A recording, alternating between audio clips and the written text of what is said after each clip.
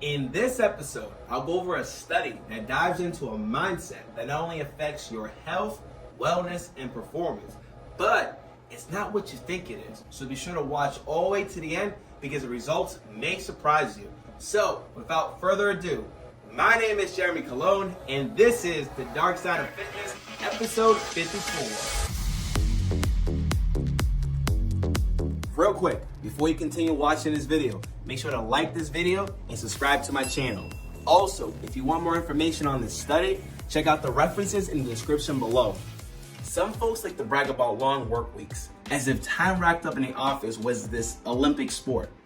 The common assumption among wellness influencers is this: anyone who's proud of sleeping at the office is about as healthy as a chain smoker who thinks of ketchup as a veggie serving. A little exaggeration there, but you get the point. Until recently, however, no one knew whether that assumption had merit because no one had researched what's known as the stress as a badge of honor mindset. I'm gonna say it again. No one had researched what's known as the stress as a badge of honor mindset, which brings us to a new study conducted at the University of Tennessee and at Clemson University. The researchers set out to determine how does viewing this stress as a badge of honor influence a person's productivity, relationships, and overall health. Before we go any deeper into the study, let me give you a quick background. The researchers used surveys to assess how someone's stress mindset affected their well-being. To understand their findings, however, I'll let you know a handful of the definitions. First up is stress as a badge of honor. According to the researchers, it's a belief that high workload is impressive and both personally and socially valued. In other words, people with this mindset equate working long hours with being a good human. The mindset consists of 4 factors, all of which have their own definitions. So next up, relaxation remorse. The discomfort and guilt someone might feel in the absence of stress. For example, when they take time off from work, sleep in, or put their phone on do not disturb. Next, stress as achievement. When someone sees their high workload as a sign of importance. Next up, stress-related social comparison, SRSC. This is a tendency to compare one's workload to the workload of others. For example, someone might come in earlier or stay later because they notice coworkers or their boss doing the same.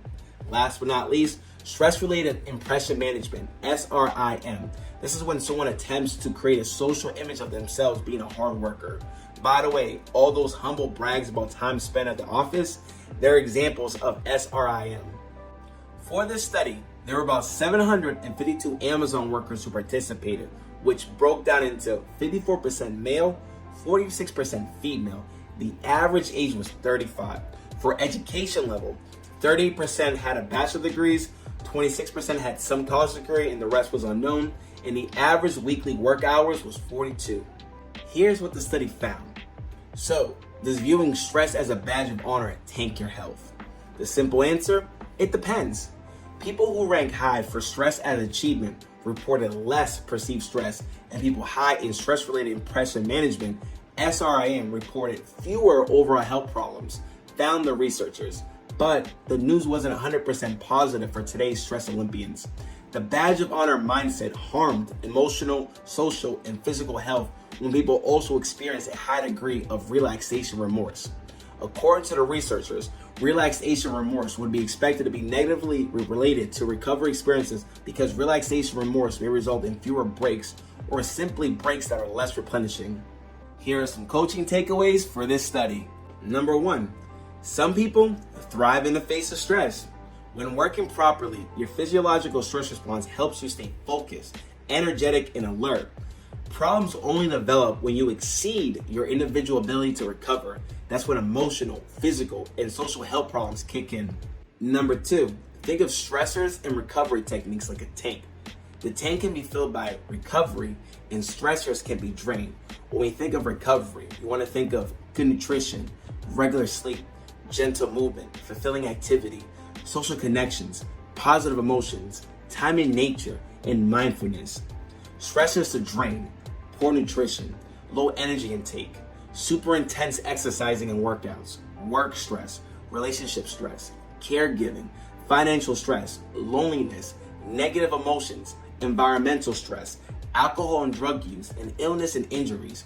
So if you want more water in the tank, you can certainly plug the leak by reducing some of your stressors. However, not everyone will be ready, willing, and able to do so. And that's okay. Like I mentioned, some people thrive in stressful environments. So in that case, you want to look for ways to turn up the faucet by boosting recovery behaviors. I definitely want to hear your thoughts, and feel free to let me know in the comments, but does any of this resonate with you? Do you experience this on a regular basis? And if so, what does that look like for you, and how are you handling it? As we come to a closing, I want to say thank you so much for taking the time to watch this video. As always, please like, subscribe, share this content with anybody who could benefit from this. And until then, see you on the next one. Take care.